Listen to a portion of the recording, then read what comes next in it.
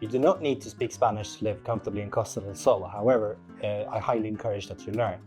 Most places you go to will be able to attend you in English, and even if you try to speak Spanish to a bartender, he'll probably respond in English.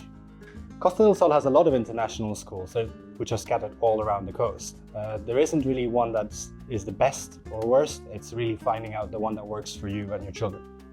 Costa del Sol is very pet friendly. I happen to have a toy poodle, and I can take him with me anywhere I go. A lot of the restaurants will accept it. It's really supermarkets and places that there could be some hygiene concerns, which they won't allow it. Costa del Sol offers a variety of outdoor activities. Most of our life is based on the outdoors. Anything from basket, paddle, golf, hiking, tennis. You can find every outdoor activity on the coast. Throughout the year in Costa del Sol, you should be expecting a hotter climate. We have a dry climate and it's mostly sunny. It's actually more than 320 sunny days per year. So don't pack a lot of winter clothes and don't expect a lot of showers. Local cuisine is Mediterranean. You'll find your typical Spanish dishes like paella or tapas, but most restaurants have catered to an international menu.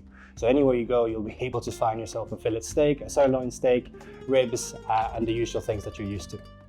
Like outdoor activities, there's a lot of activities for children and families. There's a lot of summer camps, there's a lot of camps and sports camps that you can bring your children to.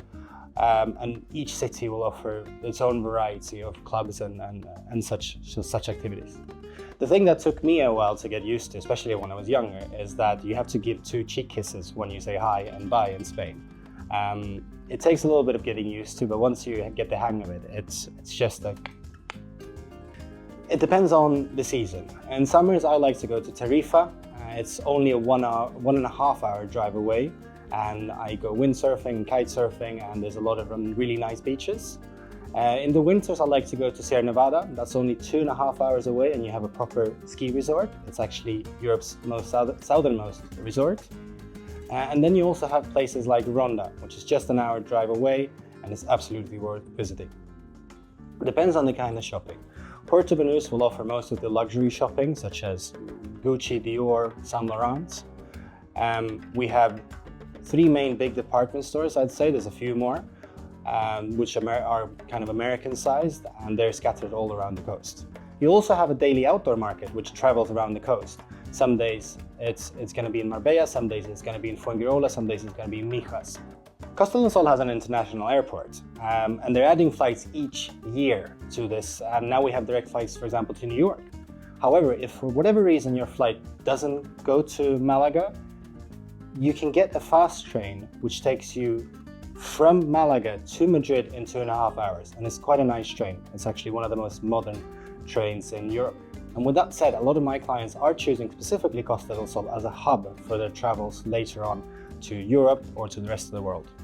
Whilst true that the more inland you go in Spain, you get more of the traditional that Sunday is church day and everything is closed. On Costa del Sol, you will find businesses that are open on Sundays. However, a lot of our supermarkets do close on Sundays. As there are many different nationalities living in Costa del Sol, you'll find a store that caters to each country, really. I'm Swedish, so I have access to 3 or 4 Swedish supermarkets within a few kilometers away from where I live.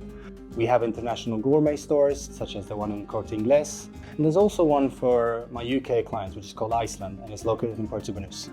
I think it's important to address this one because I've been living here for quite a while, and every year I've seen the same headlines of the water situation is dire and so, but every time it has rained, this year feels different. And it is true that this has been a drier year than usual for most of Europe, but especially Spain.